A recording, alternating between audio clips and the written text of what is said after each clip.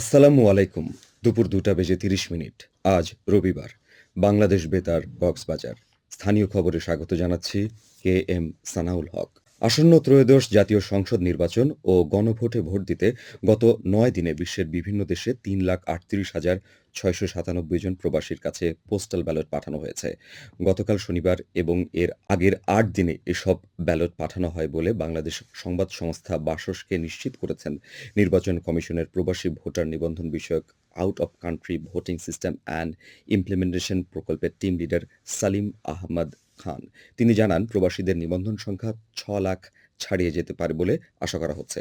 এছাড়া দেশে অবস্থানরত সরকারি চাকরিজীবী, নির্বাচনী দায়িত্ব পালনকারী কর্মকর্তা এবং আইনি হেফাজতে থাকা ব্যক্তিদের ইন কান্ট্রি পোস্টাল ভোটের নিবন্ধন সংখ্যা ১০ লাখ পর্যন্ত হতে পারে। কুতুবদিয়ায় ইনকিলাব মঞ্চের মুখপাত্র শরীফ ওসমান হাদির বিভিন্ন বক্তব্য সম্বলিত দেয়াল গ্রাফিতির আয়োজন করা হয়েছে। উপজেলা ভূমি অফিসের সীমানা দেয়ালে গ্রাফিতির মাধ্যমে তুলে ধরা হয়েছে শহীদ হাদির স্মরণীয় বিভিন্ন বক্তব্য। শহীদ হাদির প্রতি শ্রদ্ধা জানাতে এবং তাকে নতুন প্রজন্মের কাছে তুলে ধরতে এ দেয়াল গ্রাফিতি জানালেন উপজেলার বৈষম্য বিরোধী আন্দোলনের ছাত্রনেতা কাজী তাহমিদ। বাংলাদেশ পরিবেশ আন্দোলন বাপা উপজেলা সভাপতি নজরুল ইসলাম বলেন, এই গ্রাফিতি সমাজের নতুন প্রজন্মের জন্য আধিপত্যবাদ বিরোধী ও ইনসাফের পক্ষে একটি শক্তিশালী বার্তা।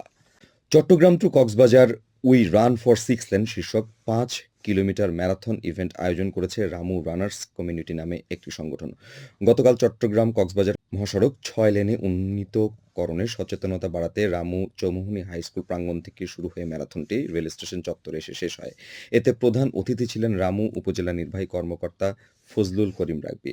এ সময় নাগরিক উন্নয়ন ফোরামের চেয়ারম্যান সহ সংশ্লিষ্টরা উপস্থিত ছিলেন। আয়োজকরা জানান, চট্টগ্রাম কক্সবাজার মহাসড়ক ৬ লেনে উন্নীত করার যৌক্তিকতার পক্ষে জনসচেতনতা সৃষ্টি, সড়ক দুর্ঘটনার হ্রাস ও নিরাপদ যাতায়াতের গুরুত্ব তুলে ধরা এবং তরুণ সমাজকে স্বাস্থ্যসম্মত ও শান্তিপূর্ণ সামাজিক আন্দোলনে সম্পৃক্ত করতে এ আয়োজন। পরে বিজয়ীদের ক্রেস্ট প্রদান করা হয়। ঈদগাঁও উপজেলায় জুনিয়র ইবতেদায়ী ও দাখিল অষ্টম শ্রেণীর বৃত্তি পরীক্ষা আজ শান্তিপূর্ণভাবে অনুষ্ঠিত হয়েছে। নতুন উপজেলায় প্রথমবার ২টি কেন্দ্রে অনুষ্ঠিত এ পরীক্ষায় কেন্দ্রে সর্বমোট ৬৫৮ জন পরীক্ষার্থীর মধ্যে ৫৯৭ জন পরীক্ষায় অংশ নেয়। ঈদগাঁও উপজেলা নির্বাহী কর্মকর্তা মীর কামরুজ্জামান কবির ও উপজেলা একাডেমিক সুপারভাইজার রাশিদুল হাসান মোহাম্মদ মহিউদ্দিন কেন্দ্র দুটি পরিদর্শন করেন। চকরিয়া উপজেলার মাহতা-মুহুরী নদীতে স্থাপিত পানি উন্নয়ন বোর্ডের ২টি রাবার ড্যাম সচল করা হয়েছে। এক সপ্তাহের ব্যবধানে চিরিঙ্গা ইউনিয়নের পালাকাটা রামপুর ও কোনাখালী ইউনিয়নের বাগগুজারা পয়েন্টের রাবার ড্যাম দুটি সচল হওয়ায় নদীর উজান থেকে নেমে আসা মিঠা পানির প্রবাহ বেড়েছে এবং মাতামুহুরী নদীতে মিঠা পানির সেচ সুবিধা নিশ্চিত হয়েছে। এতে চকরিয়া ও পেকুয়া উপজেলার প্রায় ৬০,০০০ একর জমিতে চলতি মৌসুমের শুরু হতে যাওয়া বোরো ধান ও সবজি চাষাবাদে পানি সেচের সুবিধা নিশ্চিত হবে বলে জানান স্থানীয় কৃষকরা। চকরিয়া উপজেলা কৃষি অফিসার শাহনাজ ফেরদৌসী বলেন, যথাসময়ে রাবার ড্যাম দুটি চালু হওয়ায় চলতি মৌসুমে চাষাবাদে মিঠা পানির সেচ সুবিধা নিয়ে কৃষকদের সংখ্যা কেটে গেছে। ফলে সেচ পাম্পের মাধ্যমে দুটি উপজেলার প্রায় ৬০,০০০ একর জমিতে নিরবিচ্ছিন্নভাবে চাষাবাদ করতে পারবে কৃষকরা। উখিয়ায় ভিডব্লিউবি কর্মসূচির আওতায় ২৩,০০০ পরিবারের মাঝে চাল বিতরণ কার্যক্রম শুরু হয়েছে। আজ রাজাপালং ইউনিয়ন পরিষদের ৪ নম্বর ওয়ার্ডে চাল বিতরণ করেন পরিষদের ভারপ্রাপ্ত চেয়ারম্যান মীর শাহিদুল ইসলাম রোমান। উপজেলা মহিলা বিষয়ক কর্মকর্তা হাবিবা জাহান জানান, জাতিসংঘের বিশ্ব খাদ্য সংস্থার সহযোগিতায় মহিলা ও শিশু বিষয়ক মন্ত্রণালয় উপজেলার ৫টি ইউনিয়নে ২৩,০০০ পরিবারকে প্রতি মাসে ৩০ কেজি করে চাল বিতরণ করছে। কুতুবদিয়ায় অগ্নিকাণ্ডে ৩টি বাড়ি পুড়ে গেছে। গতকাল রাতে উপজেলার বড়ঘোপ মুরালিয়া গ্রামে এ অগ্নিকাণ্ডের ঘটনা ঘটে। প্রত্যক্ষদর্শীরা জানায়, মুরুলিয়া গ্রামের একটি বাড়িতে আগুন লেগে তা পাশের দুটি বাড়িতে ছড়িয়ে পড়ে। Kutubdia fire service station officer Sohel Ahmed জানান, ফায়ার সার্ভিসের দুটি দল ঘটনাস্থলে পৌঁছে প্রায় ১.৫ ঘণ্টার চেষ্টায় আগুন নিয়ন্ত্রণে আনে। অগ্নিকাণ্ডে প্রায় ১০ লাখ টাকার ক্ষয়ক্ষতি হয়েছে বলে ক্ষতিগ্রস্ত পরিবারের সদস্যরা জানান। আবহাওয়া।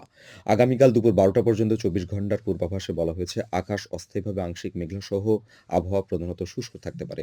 সেই সাথে ভোররাত থেকে সকাল পর্যন্ত মাঝারি থেকে ঘন কুয়াশা পড়তে পারে। কক্সবাজার সমুদ্র বন্দরের জন্য কোনো সংকেত নেই।